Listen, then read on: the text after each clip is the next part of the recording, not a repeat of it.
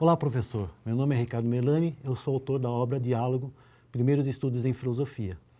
E é exatamente sobre essa obra que eu queria conversar um pouco com você. Mas antes de falar propriamente do conteúdo da obra, da sua estrutura e das suas possibilidades pedagógicas no ensino de filosofia, na sala de aula e fora dela, eu queria falar um pouquinho dos princípios norteadores de elaboração da obra. São princípios simples, são 4 princípios. O primeiro princípio é que há um estreito vínculo entre a filosofia e a vida. Ao contrário do que muita gente do senso comum acredita, e mesmo alguns estudantes do ensino médio acreditam, que a filosofia é algo afastado da vida, eu penso o contrário. A filosofia retira seus problemas exatamente dos problemas humanos, dos problemas cotidianos. E basta ser humano, basta viver para aparecer problemas. Problemas de toda ordem. Problemas de ordem ética, problemas de ordem existencial. Por exemplo, quem não se colocou o problema do sentido da vida quando perdeu um parente próximo, perdeu um pai, um irmão, um filho, né? Problemas de ordem sobre o conhecimento, aplicação do conhecimento. Por exemplo, até onde a ciência deve ir, qual deve ser o seu limite. Por exemplo, a engenharia genética hoje, que é uma área de ciência muito difundida. Ela traz uma série de benefícios para o ser humano, mas traz também problemas. Quais devem ser os seus limites, né?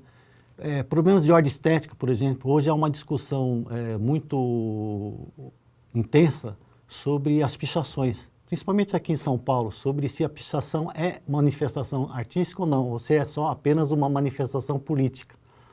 Então, na verdade, a vida do ser humano é carregada de problemas.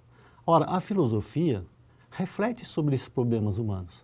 A filosofia retira alguns aspectos desse problema e transforma esse problema em problemas propriamente filosóficos, né? Com uma metodologia, um modo de ser todo próprio da filosofia, com uma investigação racional, com uma investigação conceitual, até conseguir uma certa claridade sobre o fenômeno que está sendo investigado.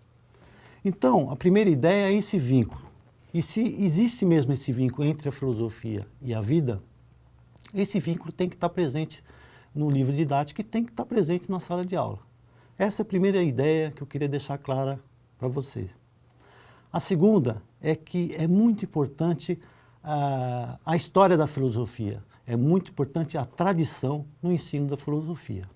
Eu posso tecer vários argumentos que sustentam essa posição. Vou me deter a 2. Primeiro que filosofar não se começa do marco zero, porque é um acúmulo já histórico de conceitos, de reflexões, de filósofos, de correntes filosóficas. Ora, por que você não vai deixar isso por terra? Por que você vai tomar a atitude ingênua de começar a fazer uma reflexão como se nada tivesse acontecido anteriormente, né? É, no mínimo, uma atitude ingênua e até uma atitude descabida, você deixar isso por terra. Mas o segundo argumento, que eu julgo mais importante, que está relacionado a esse primeiro, é que é impossível você filosofar a partir do marco zero. Simplesmente porque se você for fazer uma reflexão sobre qualquer problema contemporâneo, você vai utilizar o quê? Conceitos que, por sua vez, têm lastros históricos.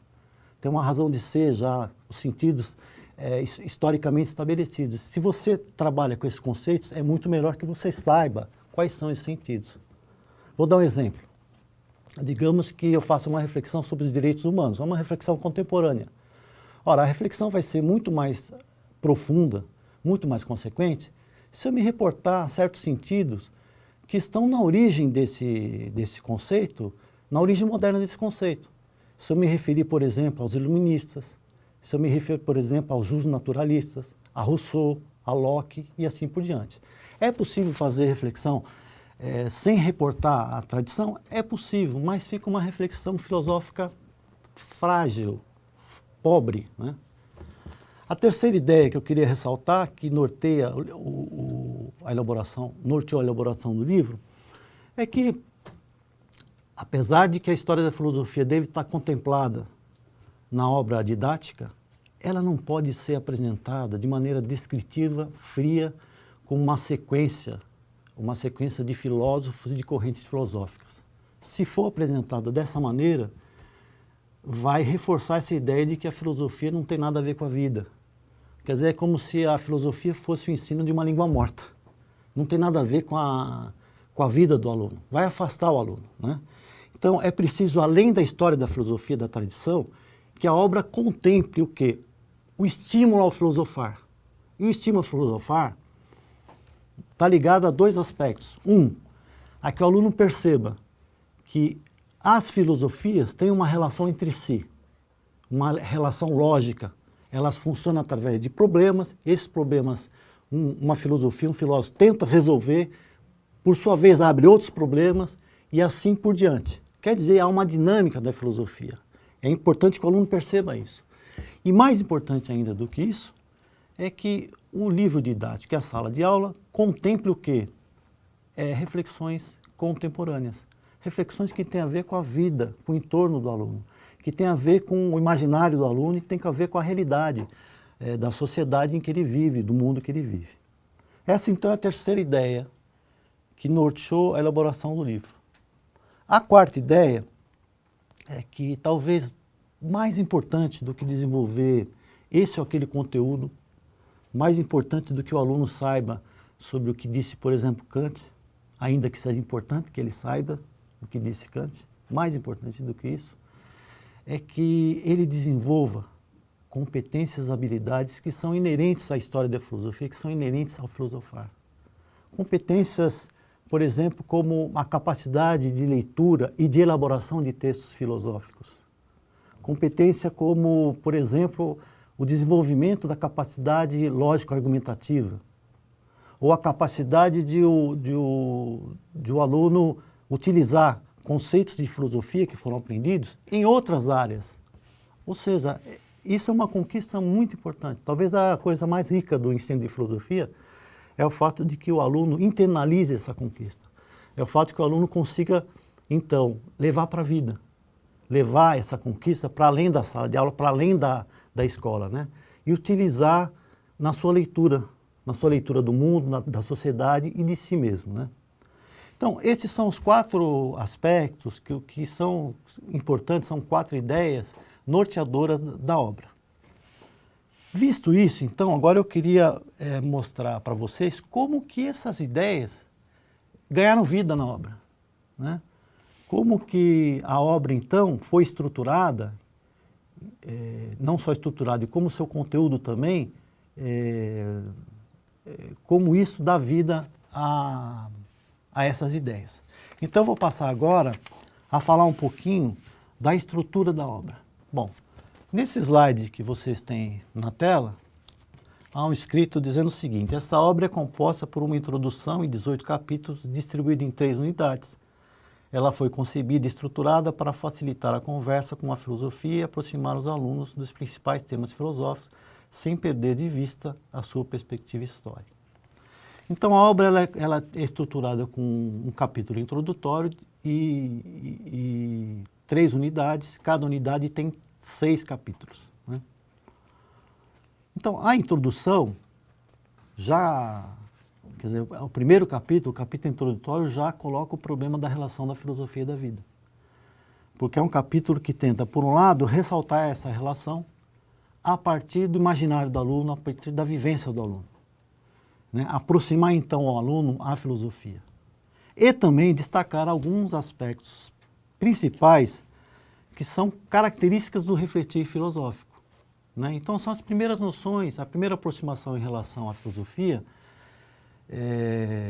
que o aluno vai aprender. Evidentemente, ele vai entender o que é filosofia, ou o que é possível compreender, já que às vezes há dúvida até com os especialistas para responder o que é filosofia, até os especialistas têm dúvidas sobre isso, mas o que é possível aprender basicamente do que é filosofia, ele vai ter nessa introdução. Então, quais são as características? O amor pelo saber, a atitude crítica e reflexiva, a investigação conceitual rigorosa e problemas da dinâmica da filosofia, como ela funciona, como ela é relacionada com os problemas filosóficos e assim por diante. Agora, o livro, então, é dividido em 3 unidades. Como eu falei, cada unidade são 6 capítulos, total são 18 capítulos, né? Por que o livro é dividido em 3 unidades? Eu queria explicar um pouquinho, porque ele tem uma lógica. É importante que você entenda a lógica para poder utilizar o livro de maneira mais profícua, vamos chamar assim, né? Então, veja só, geralmente a história da filosofia, do ponto de vista de uma certa tradição, ela é dividida em 4 blocos. De praxe é o quê? História antiga, história da Idade Média, história da moderna e história contemporânea. Eu, inclusive, adotei essa divisão na primeira versão dessa obra, né? Ou então o livro, às vezes, é estruturado a partir de temas que são levantados porque se acha importante que esse tema seja abordado. Então, você tem lá uma coleção de temas, etc. Como qualquer divisão histórica ou decisão de que tema seria importante ser estudado, tem prós e contras. Qualquer tipo de divisão histórica, qualquer tipo de opção, tem coisas que são favoráveis e coisas que são contrárias. No caso dessa estrutura aí tradicional ou dos temas, há um problema, no meu modo de entender, que é o seguinte: os critérios que são utilizados são critérios externos à filosofia, né? Um critério cronológico, que geralmente está na tradição da história, em geral, é utilizado para dividir a história da filosofia. E temas, você escolhe arbitrariamente se esse é mais importante ou não e desenvolve. Eu resolvi escolher um critério que fosse interno, intrínseco à filosofia. Ou seja, que respeitasse o desenvolvimento histórico da própria filosofia, né? Seguindo alguns historiadores e alguns filósofos, eu decidi, então, dividir a obra em 3, a partir da visão de que a filosofia pode ser dividida em 3 grandes preocupações.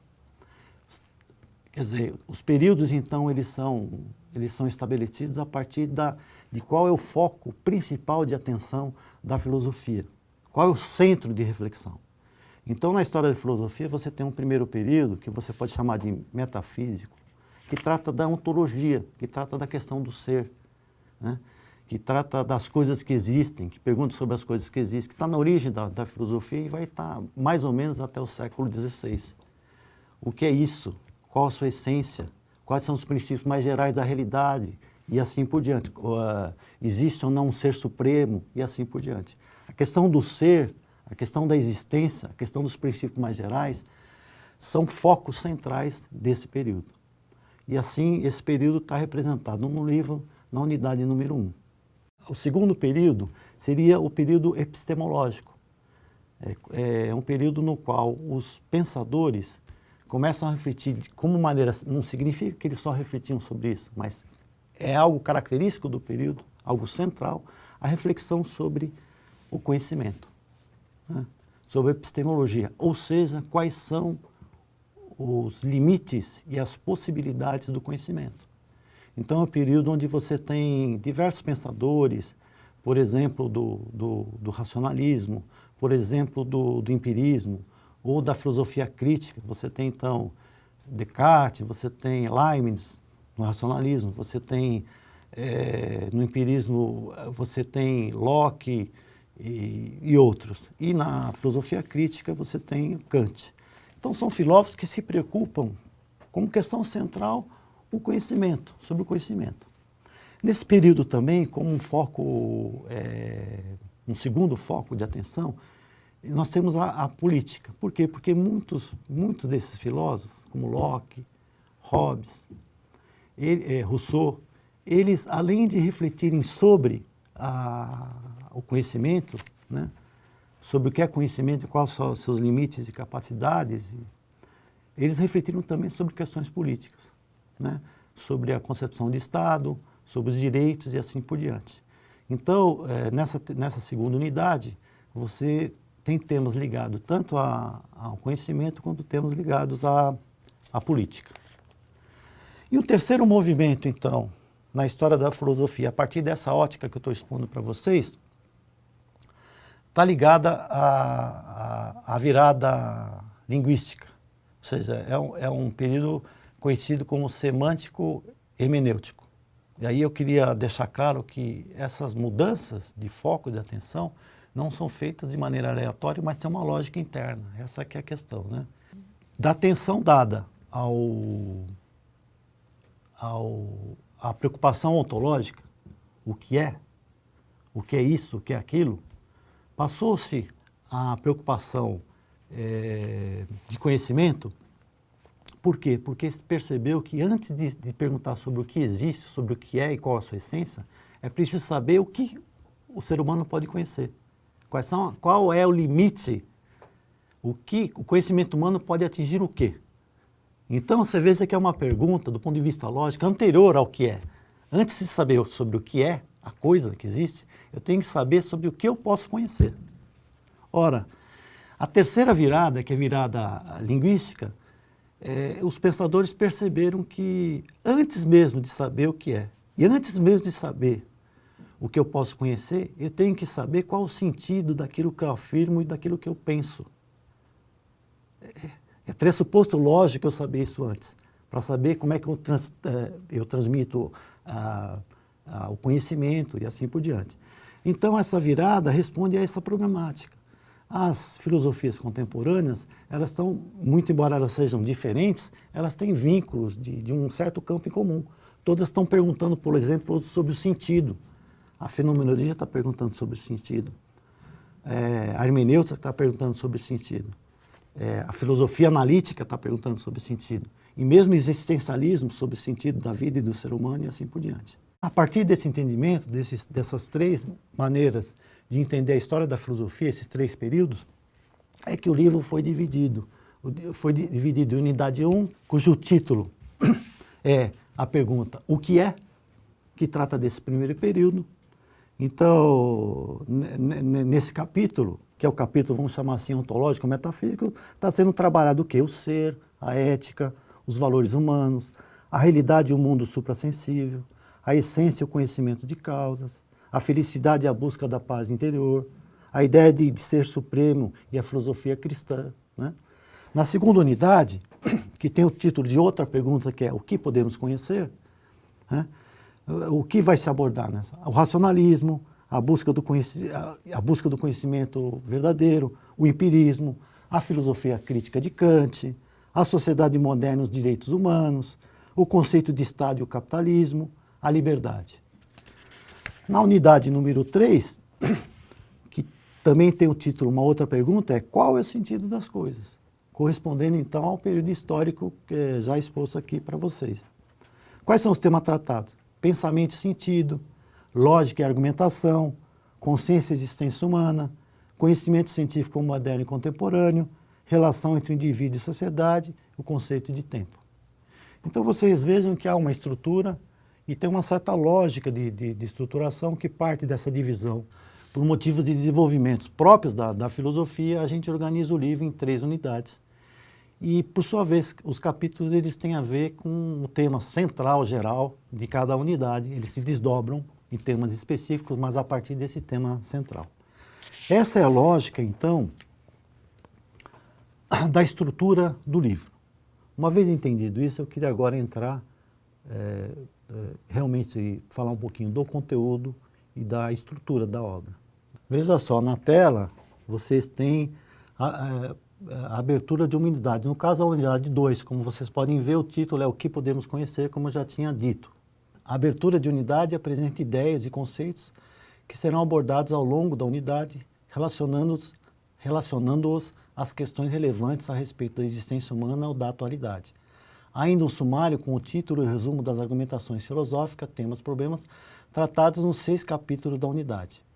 Então, como você pode ver na tela, tem um texto do lado esquerdo, né, que tenta sensibilizar o aluno, que trata do quê? Trata do conhecimento ligado ao senso comum, ligado ao próprio aluno. Quer dizer, o que às vezes nós pensamos que conhecemos algo, mas na verdade não conhecemos Claramente. Então, no cotidiano está presente problemas de conhecimento. Veja só, por exemplo, a foto, né? O trabalho aqui é um estranhamento, né? Há uma distorção da realidade, né? Tentando induzir ao aluno que nem sempre a gente conhece. Será que essa realidade que a gente conhece é de fato a realidade em si? Ou nós interpretamos e distorcemos e criamos uma realidade que a gente pode chamar de realidade humana? Então, no conhecimento tem essa problemática presente em todo tipo de conhecimento, até onde conhecemos a realidade em si, fora do ser humano, e até onde esse conhecimento é uma construção humana, né? Então, esse tipo de problemática está presente, a unidade que vai trabalhar, como eu falei, em vários aspectos, sobre teorias do conhecimento, ela já sensibiliza o aluno logo de início.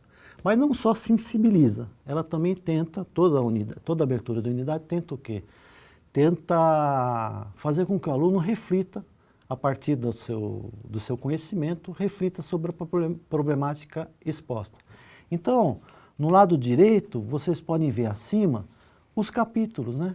Há uma espécie de resumo, né? O capítulo 7 é o que conhecemos pela razão, que vai tratar do racionalismo e da busca pelo conhecimento seguro. O capítulo 8 é o que conhecemos pelos sentidos. O capítulo 9, como organizamos o conhecimento e assim por diante. Então, em toda a abertura de unidade, você tem essa sensibilização, tem uma imagem que, vamos dizer assim, estimula o máximo, instiga, vamos dizer assim, o aluno sobre aquele tema que vai ser desenvolvido, e você tem uma espécie de sinopse com os assuntos que vão ser desenvolvidos no capítulo. Preparando o aluno o quê? Para os próximos capítulos, para as próximas reflexões. No outro slide, nós temos um exemplo de abertura de capítulo, né? No caso, o capítulo é 12, vai tratar do que é liberdade. Nesse capítulo, nós temos um texto belíssimo de Frei Beto, né? Na verdade, o título desse texto é Deus é Negro, né? E que trata de uma série de questões que são muito importantes. Por exemplo, a escravidão, a influência da cultura na formação do brasileiro e a luta pela liberdade. Que se usa um momento da história do Brasil, né, onde há falta de liberdade, para exatamente estimular o aluno a discutir o problema que é a liberdade, o conceito liberdade, né? Segue a esse texto do Frei Beto alguns dados, um texto com alguns dados sobre a escravidão. Por exemplo, o fato de que entre 1550 e 1855, mais de 4 milhões de africanos escravizados foram trazidos para o Brasil. Então, a partir disso, e a partir também da imagem, né, que é uma marcha em São Paulo, de 2014, que celebrava o Dia Nacional da Consciência Negra, dia 20 de novembro, esses textos e essas imagens sensibilizam o aluno para o que vai se discutir. Mas mais do que sensibilizar o aluno, também solicita a ele reflexões. Por exemplo, na parte aqui em cima à direita, você tem 4 perguntas, né? As primeiras perguntas são como se fosse de interpretação do texto, mas as 2 últimas são perguntas que exigem do aluno uma maior reflexão. Veja só, a 3 está dizendo assim: você acha que a sociedade brasileira tem uma dívida social com os afrodescendentes? Por quê? Então, veja, mesmo antes de discutir o conceito de liberdade, já se coloca de pronto, na abertura do capítulo, uma preocupação, uma instigação, né,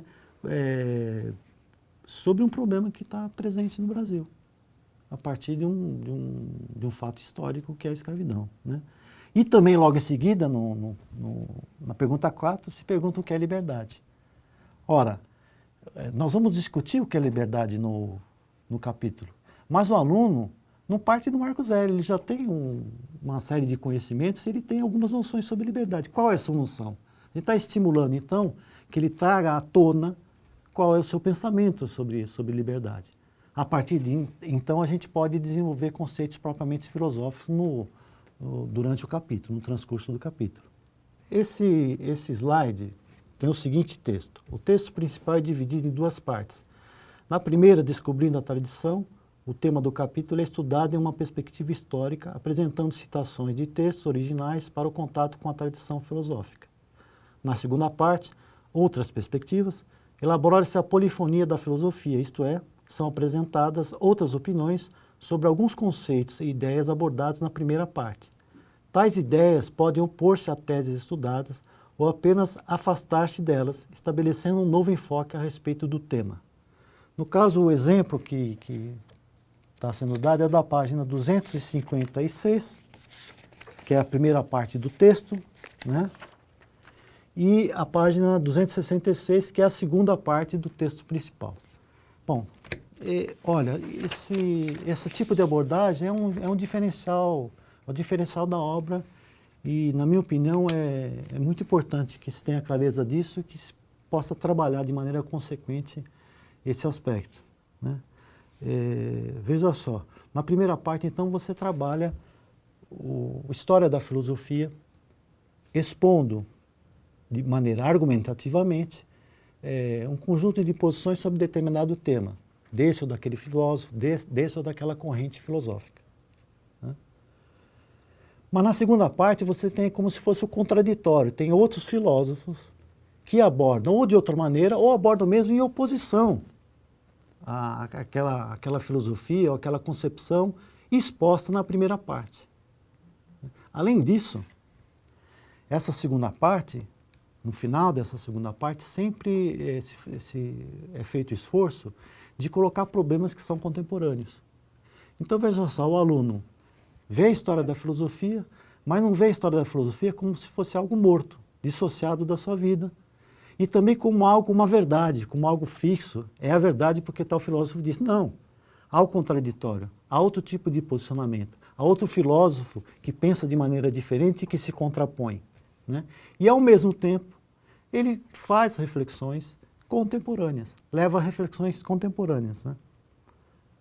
Por exemplo, no caso aqui das duas partes, que o conceito é liberdade, ele viu na primeira parte filósofos como, por exemplo, que pensavam sobre a liberdade, os iluministas.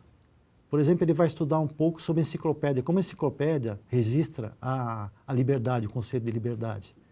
Como os iluministas viam o conceito de liberdade, né? Num segundo momento, sendo na segunda parte, ele vai ver como Hannah Arendt pensava a liberdade, ou como Sartre pensava a liberdade, e assim por diante.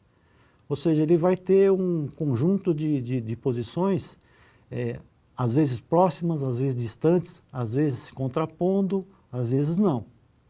Mas, na segunda parte, também vai se perguntar o quê? Não só sobre o conceito de liberdade, mas se somos livres na sociedade atual. Somos livres? Já que estamos discutindo a liberdade, por que não discutir também se a sociedade contemporânea permite a liberdade? Somos livres? Então ele vai entrar em contato com outros filósofos que tratam por exemplo, Michel Foucault, sobre o controle da sociedade, Deleuze, sobre se a sociedade permite ou não que você seja livre e assim por diante. Então, veja só, nós estamos tentando unir em todos os capítulos a história da filosofia, seguindo aquele princípio que eu coloquei no começo da minha exposição, a história da filosofia com o filosofar, a história da filosofia com a reflexão sobre os problemas contemporâneos, né? Esse eu acho que é um diferencial da obra. Bem, esse slide aí, você tem algumas seções que contribuem para a compreensão do aluno. Você tem o box para pensar, que propõe questões relacionadas ao assunto estudado, ampliando a reflexão sobre ele.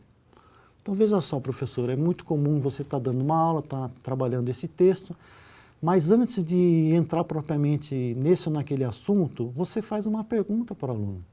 Por exemplo, em sua opinião, somos livres? Por quê? Converse com os colegas sobre o tema. Antes de você desenvolver todo o assunto, você pergunta ao aluno, tem um momento de reflexão, é um momento de debate, é um momento em que o aluno pode expor suas ideias, pode ouvir posições contrárias e assim por diante.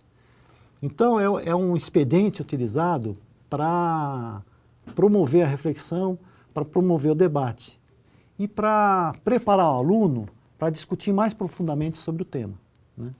Então, o Para Pensar está espalhado em todos os capítulos, você tem um Para Pensar.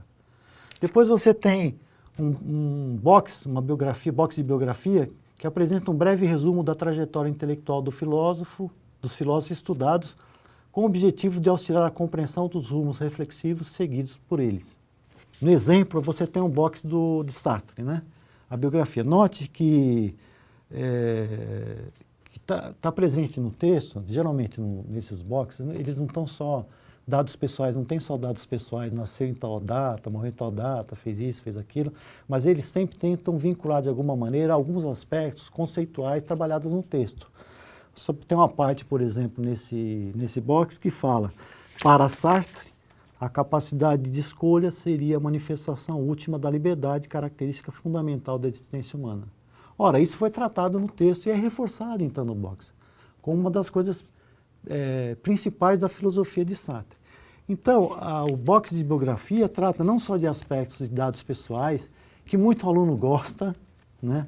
Saber quando nasceu, o que estudou e assim por diante, mas também tenta sempre se vincular o aspecto biográfico à filosofia que foi exposta. Há no livro mais de 40 biografias, né? Espalhadas pelo capítulo do livro, há mais de 40. Se não me engano, 43 ou 44, alguma coisa assim. Bom, os boxes complementares apresentam informações adicionais ao texto, ampliando os conhecimentos sobre assuntos tratados no capítulo. No caso do exemplo utilizado, se fala da enciclopédia eletrônica. Por que se fala da enciclopédia eletrônica? Porque no texto principal se fez menção à enciclopédia iluminista. Se utilizou verbetes relacionados à liberdade da enciclopédia iluminista.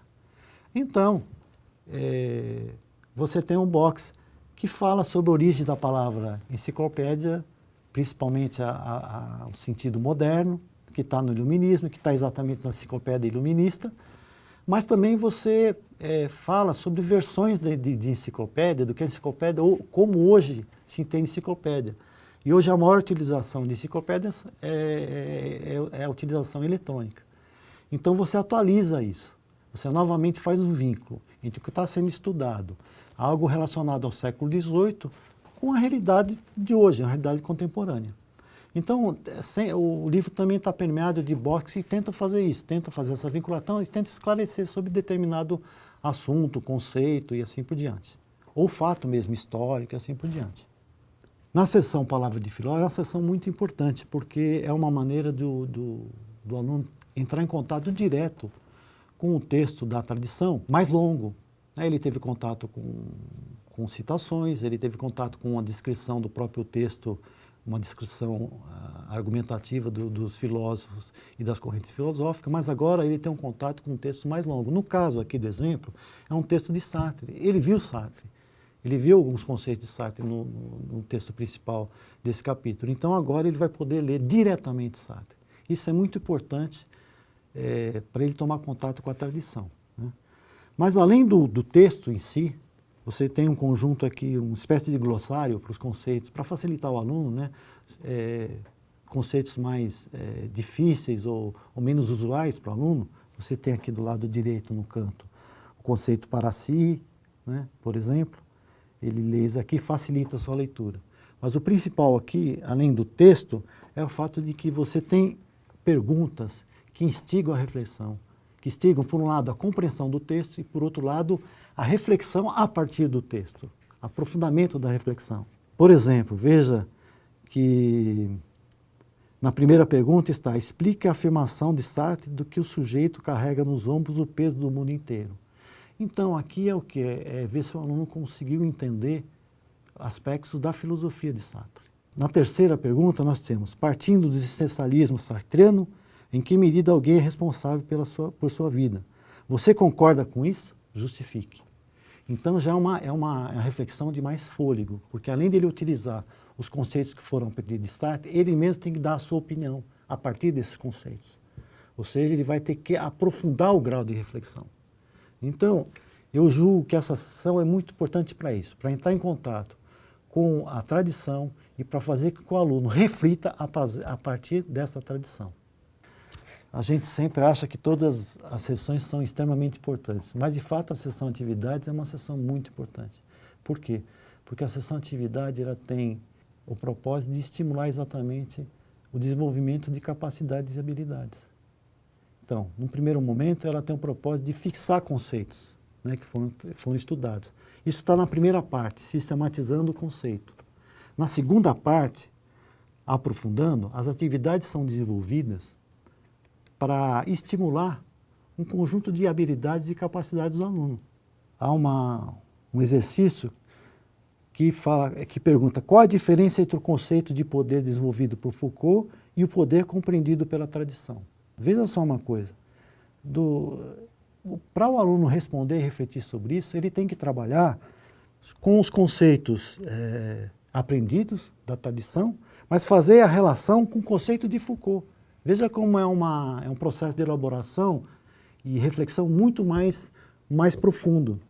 Na pergunta 7, por exemplo, pede-se que o aluno relacione a tirinha de Laerte com os conceitos da sociedade disciplinar e sociedade de controle, respectivamente, de Foucault e de Deleuze.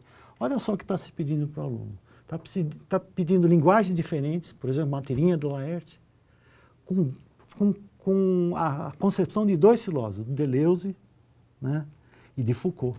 Olha o esforço de reflexão que o aluno tem que fazer.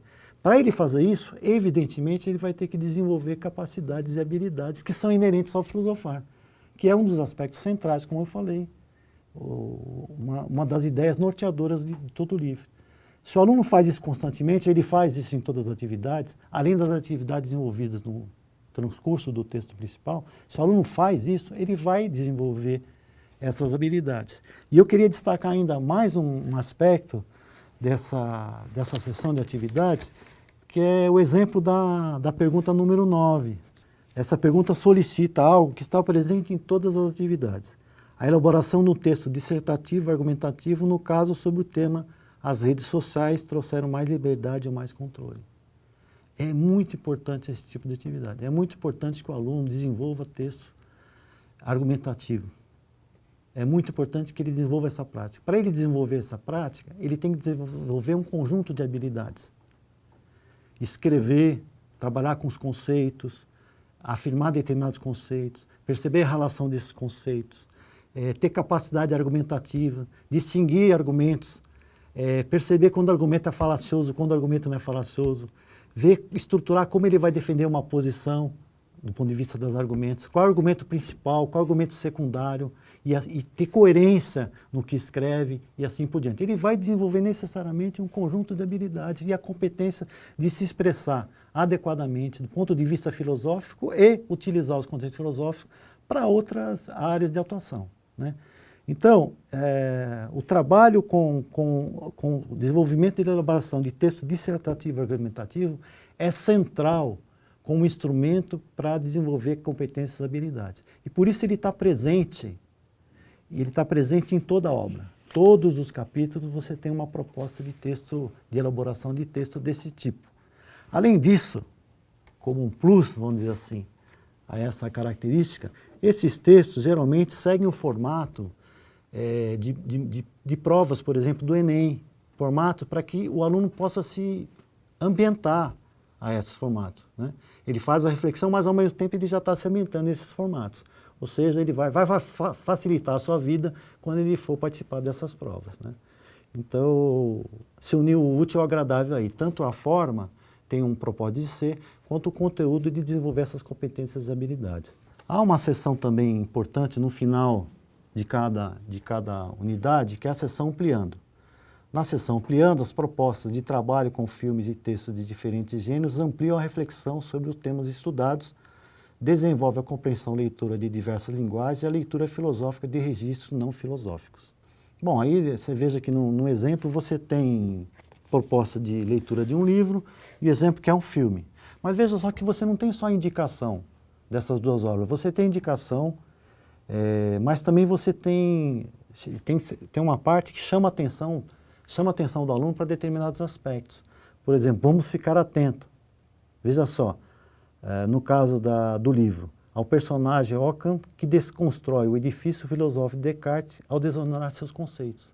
Ora, o aluno, no capítulo, trabalhou com Descartes. Agora ele está vendo um filme que fala em contraposição às posições de Descartes. Então, o texto aqui chama atenção para que o aluno perceba isso daí, né? Mas também indica reflexões.